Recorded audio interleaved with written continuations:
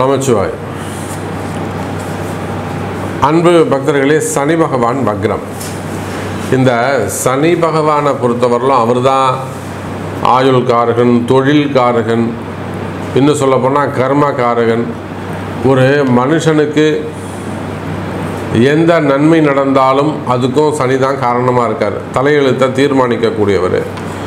அதே போல் ஒரு மனிதனுக்கு எந்த தீமைகள் நடந்தாலும் கெடுதல்கள் நடந்தாலும் ஒருத்தவங்க கஷ்டப்படுறான்னா அதுக்கும் சனி பகவான் தான் காரணமாக இருக்கார். அப்போது எதுக்கு எடுத்தாலும் இந்த சனி பகவானுடைய தலையே போட்டு உருட்டிக்கிட்டு இருக்காங்க. நன்மையா சனி பகவான், தீமையா சனி பகவான். அப்படி என்ன தான் சனி பகவான்கிட்ட இருக்குது அப்படின்னாக்கா, இந்த உலக இயக்கத்தினுடைய கண்ட்ரோல் அவர்கிட்ட தான் இருக்குது.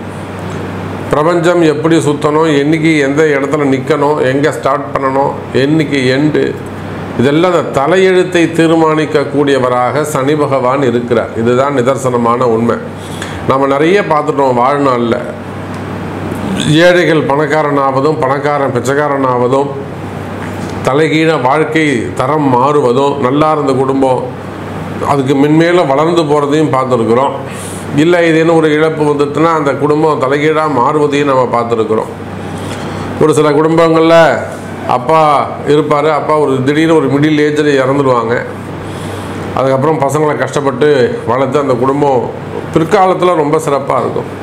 அதுக்கு என்ன அர்த்தம்னா, ஒன்றை இழந்தால் இன்னொன்றை பெற முடியும். அப்போ ஒரு உயிரை பலி கொடுத்ததுனால அந்த குடும்பம் முன்னுக்கு வந்து தான்.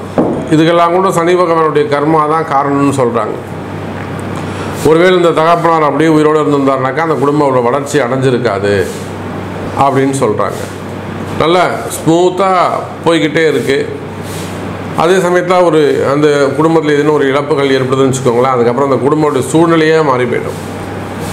அப்போ இந்த உலக இயக்கம் மட்டுமல்லாது மனிதனுடைய இயக்கம், மனிதனுடைய வாழ்க்கையில் கூட ஏற்ற இறக்கங்கள், அவன் கஷ்டப்படுறதும் நல்லா இருக்கிறதும், எடுத்த முயற்சிகளில் தடைகள் வராமல் இருக்கிறதும்.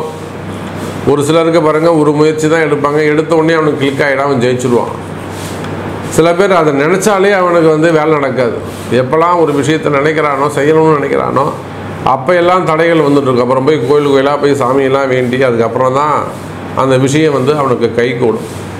இப்போ இது எல்லாத்துக்கும் கூட என்ன காரணம்னா கர்ம வினைகள்.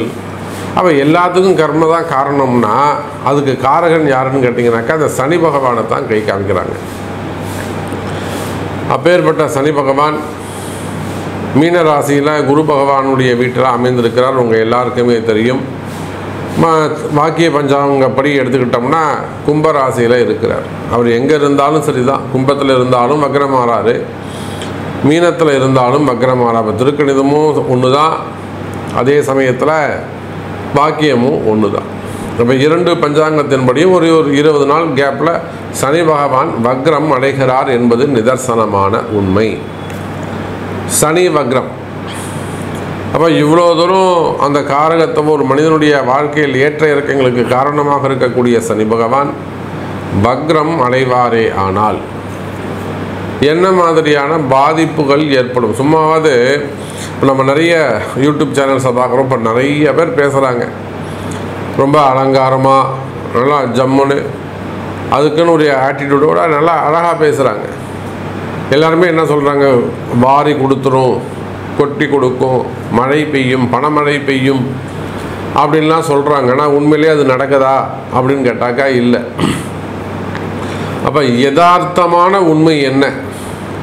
உண்மையிலே இந்த சனி பகவான் வக்ரம் ஒரு ராசிக்கு என்ன செய்யும், ஒரு மனிதனுக்கு என்ன செய்யும்? இப்போது சனி பகவான் வக்ரமே அடையலை.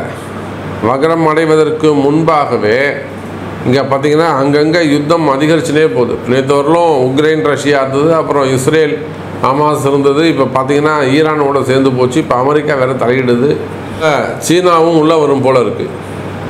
அப்போ இந்த மாதிரி பிரபஞ்ச மாற்றத்திற்கு கூட இந்த சனி பகவானுடைய வக்ரம் வேலை செய்யும் போல் இருக்குது. இன்னும் சொல்லப்போனால் நிறைய அரசியல் சூழ்நிலைகள்லாம் களம் ரொம்ப சூடு பிடிக்குது.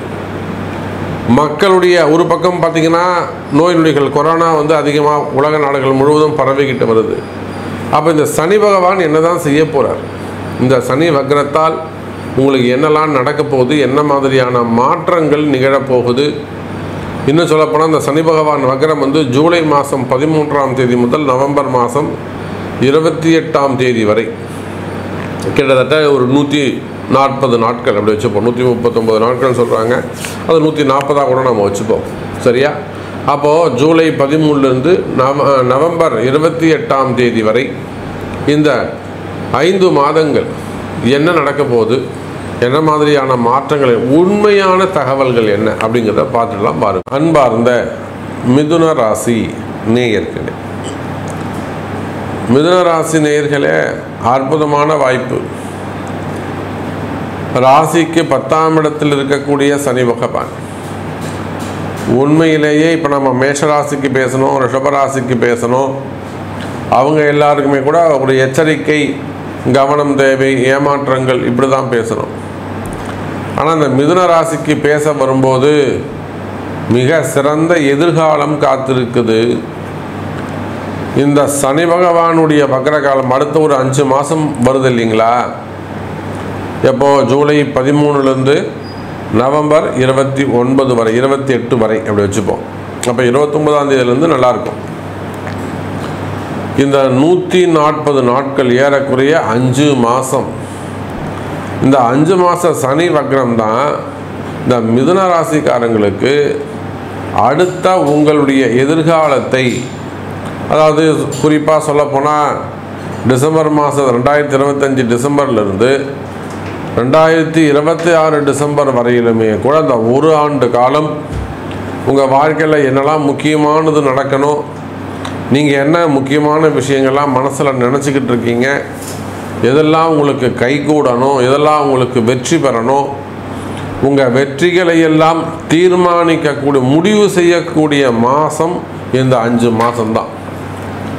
அப்போ இந்த சனி பகவானுடைய வக்ர காலம்தான் உங்களுடைய அடுத்த 2026, 27 வருஷங்களுக்கு, 2 வருஷங்கள் எதிர்காலத்துக்கு இருக்கக்கூடிய அடுத்த 2 ஆண்டுகளை தீர்மானிக்கும். என்ன தீர்மானிக்கும்? இந்த 5 மாதம் நீங்கள் எடுக்கக்கூடிய முயற்சி, இந்த 5 மாதம் உங்களுடைய செயல்பாடுகள், உங்களை சாமியும் கிரகமும் காலமும் நேரமும் எங்கே கொண்டு போய் நிப்பாட்டுதோ, யார் முன்னாடி கொண்டு போய் சேர்த்து வைக்குதோ, யாரு கூட எல்லாம் இந்த கிரகம் உங்களை கனெக்ட் பண்ணுதோ, இந்த பிரபஞ்சம் எங்கென்னெல்லாம் உங்களை செய்ய சொல்லுதோ அதையெல்லாம் சரிவர உணர்ந்து செய்வீர்களே ஆனால், சுயநலம் அல்லாது சுய புத்தியோடு செய்வீர்களே ஆனால், அது ஒரு பக்தி பயத்தோடு செய்வீர்களே ஆனால், அலட்சியம் கூடாது. மெயினாக இந்த மிதுன ராசி என்பவர்களுக்கு அது ஒரு கர்வம் வந்துடும். அது நாம தானே, நமக்கு தெரியும், நம்ம பார்த்துக்கலாம் அப்படின்னு அந்த கர்வம் வந்துடும். பொதுவாகவே இயற்கையாகவே அது மிதுன ராசி என்பவர்கள் பேச்சு திறமையானவர்கள். அவங்கள பேசி ஜெயிக்க முடியாது. அதனால் அவங்களுக்கு இயற்கையாகவே ஒரு சின்ன கர்வம் வந்துடும்.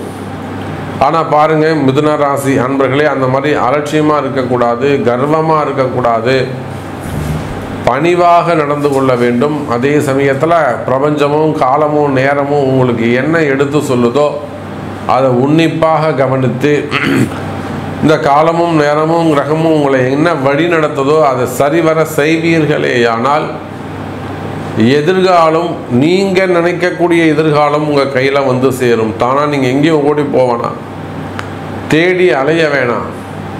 நீங்கள் நினைக்கக்கூடிய எதிர்காலம் எது உங்களுக்கு வேணும்னு நினைக்கிறீங்களோ அந்த எதிர்காலம் நீங்கள் உட்காந்துருக்கிற இடத்தை தேடி வந்து சேரும். அப்போ ஒரு பக்கம் வழிபாடு பேசும், மறுபக்கம் கிரகமும் கால நேரமும் பேசும்.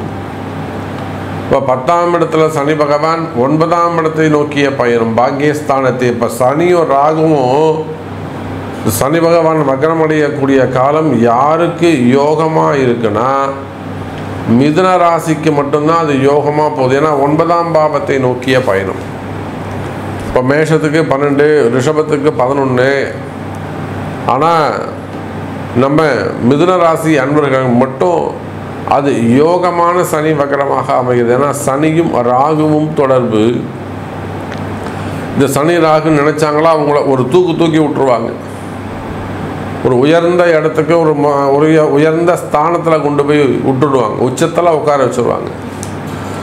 அந்த உச்சத்தில் உட்கார வச்சதுக்கு அப்புறம் இந்த சனி ராகு உங்களுடைய செயல்பாடுகள் எப்படி இருக்குன்னு பார்த்து அதன் பிரகாரம் நீங்கள் உங்களை வழி நடத்துவாங்க. அப்போ மிதுன ராசி அன்பர்களே, இது ஒரு முன்னேற்றத்திற்கான காலம். உங்கள் வாழ்க்கையில் கடவுள் கொடுக்கக்கூடிய ஒரு வாய்ப்புன்னு நினச்சிக்கிடுங்க. நீங்கள் மனசில் ஏதோ ஒரு விஷயத்தை எதிர்பார்த்து காத்திருக்கிறீங்க. ஒவ்வொரு மிதுன ராசி அன்பர்களுமே கூட ஆட்டோமேட்டிக்காக அது தோணும், எனக்கு இது நடக்கணும், இது நடக்குமா சாமி. நீங்கள் எந்த தொழில் செய்பவராக இருந்தாலும் சரிதான், பிஸ்னஸாக இருக்கலாம், கம்பெனியாக இருக்கலாம், ஷேர் மார்க்கெட்டாக இருக்கலாம், ஸ்டாக் மார்க்கெட்டாக இருக்கலாம், மார்க்கெட்டிங்காக இருக்கலாம், ஃபார்மா இண்டஸ்ட்ரியாக இருக்கலாம், ஹாஸ்பிட்டல்ஸாக இருக்கலாம். எத்தனையோ ஹாஸ்பிட்டல்ஸ் நம்ம வழிக அமைச்சிருக்கிறோம். டாக்டர்ஸாக இருக்கலாம், ஆடிட்டர்ஸாக இருக்கலாம், எக்ஸ்போர்ட் இம்போர்ட் பிஸ்னஸாக இருக்கலாம், லாஜிஸ்டிக்காக இருக்கலாம், டெண்டர் பிஸ்னஸ் பண்ணக்கூடியவங்க, ரியல் எஸ்டேட்ஸு, இன்னும் சொல்லப்போனால் பில்டர்ஸ், பெரிய பெரிய கமிஷன் பிஸ்னஸ் பண்ணக்கூடியவங்க, ஹோட்டல் இண்டஸ்ட்ரி, குறிப்பாக தொழிற்சாலைகள், தொழில் அமைப்புகள், குரூப் ஆஃப் கம்பெனிஸ், கார்ப்பரேட் நிறுவனங்கள், அரசியல் தலைவர்கள், அரசியலில் ஈடுபட்டிருக்கக்கூடியவங்க, முக்கியமான பொறுப்புகளில் அரசியல் தலைவர்கள்லாம் நம்ம மிதுன ராசியில் தான் இருக்கிறாங்க. அப்போ அரசியல் தலைவர்கள், அதே போல் சினிமா துறையை சார்ந்தவர்கள், சினிமா குடும்பத்தை சார்ந்தவர்கள், அப்போ நீங்கள் யாராக இருந்தாலும் மிதுன ராசி அன்பர்களே, இந்த சனி பகவானுடைய வக்ரகாலம் உங்களுக்கு ஒரு யோகமான காலமாக அமைகிறது. சும்மாவாவது உங்களுக்கு அந்த மழை கொட்டும் மகாலட்சுமி யோகம் வரும், அஷ்டலட்சுமி யோகம் வரும், குபேர யோகம் வரும்னு சொல்கிறது இல்லை. நிதர்சனமான யதார்த்தமான ஜோதிடம். நம்ம எப்பொழுதுமே இதுதான் இருக்குனாக்கா அதை மட்டும்தான் நமக்கு சொல்வது வழக்கம். அப்போ மிதுன ராசி என்பவர்களே, உங்களுக்கு இருக்கக்கூடிய கொஞ்சம் கொஞ்சமாக இருக்கக்கூடிய கஷ்ட நஷ்டங்கள், தொழில் நஷ்டமாக இருக்கலாம், குடும்பத்தில் ஒரு கஷ்டமாக இருக்கலாம், குடும்பத்தில் ஒரு டிவோர்ஸ் நடந்திருக்கலாம், அல்லது ஒரு பிரிவுகள் ஏற்பட்டிருக்கலாம், அல்லது வேறு ஏதேனும் ஒரு தவறு நடக்கிற சூழ்நிலை அங்கே ஏற்படலாம். இது நடக்கக்கூடாது சாமி, கொஞ்சம் தடுத்து நிப்பாட்டணும். அதே போல் இந்த குரூப் ஆஃப் கம்பெனியில் பார்ட்னர்ஸ்குள்ளே வரக்கூடிய ப்ராப்ளமாக இருக்கலாம், ரிலேஷன்ஷிப் கூட வரக்கூடிய பிரச்சனைகளாக இருக்கலாம், அண்ணன் தம்பிகளாக இருக்கலாம், அக்கா தங்கைகளாக இருக்கலாம், பார்ட்னர்ஸாக இருக்கலாம், கணவன் மனைவியாக இருக்கலாம்.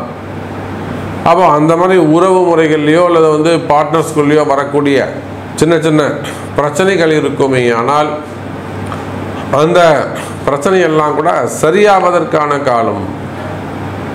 அது எப்படி சரியாகுங்க அப்படின்னாக்கா, இந்த கால நேரமும் கிரகத்தையும் நீங்கள் புரிஞ்சுக்கணும்.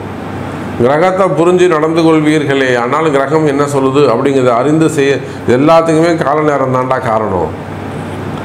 அப்போ இந்த கிரகத்துக்கு ஏற்ற மாதிரி நம்ம நடந்துக்கணும், இதுக்கு ஏற்ற மாதிரி நம்ம செய்யணும் அப்படின்னு சொல்லிட்டு அதுக்கேற்ற மாதிரி புரிஞ்சு நடந்து விட்டு கொடுப்பீர்களே ஆனால், அல்லது அதுக்குரிய வழிபாடுகள், பிராயச்சித்தங்கள், அந்த மாதிரி இதேனும் ஒரு ஒன்று வழிபாடு மூலியமாக போயிடணும், இன்னொன்று கிரகத்தை புரிஞ்சுட்டு விட்டு கொடுத்துட்டு போகணும். ப்ராக்டிக்கலாக இது ரெண்டு தான் நீங்கள் ஜெயிக்கிறதுக்கான வழியாக இருக்கும். அப்போ உண்மையிலே இது ஒரு முன்னேற்றத்திற்கான காலம். அதே போல் தான் வேலை வாய்ப்புகள் சிறப்பாக இருக்கும், வேலையில் நல்ல முன்னேற்றங்கள் இருக்கும். நீண்ட நாட்களுக்கு பிறகு வேலையில் நல்ல முன்னேற்றங்கள் இருக்கும், ப்ரமோஷன்ஸ் இருக்கும். ரொம்ப நாள் ஆகுதுங்க சாமி எனக்கு வேலை கிடைக்கல அப்படின்னு சொல்வீர்களே, ஆனால் நீண்ட நாட்களுக்கு பிறகு வேலை வாய்ப்புகள் உருவாகும். எனதருமை மிதுன ராசி அன்பர்களே, அப்போ தொழில் வெற்றி, தொழில் வருமானத்தில் வெற்றி, முதலீடுகள் செய்வீர்களே ஆனால் அதில் சற்று கவனம். வராத பணங்காசுகள் வந்து சேரும், பதவி உயர்வுகள், கவனமாக சரியான முறையில் கிரகம் சொல்லும், பிரபஞ்சம் சொல்லும் வழியை கேட்பீர்களே ஆனால் இந்த சனியுடைய வக்ரம் அடுத்த 2 ஆண்டுகள் உங்களுடைய எதிர்காலத்தை தீர்மானிக்கக்கூடியதாக அமைகிறது என்பதை சொல்லிக்கொண்டு மீண்டும் ஒரு அற்புதமான பதிவில் உங்களை சந்திக்கிறேன். நன்றி. நமச்சிவாயம். ஜெய் வராகி. ஜெய்.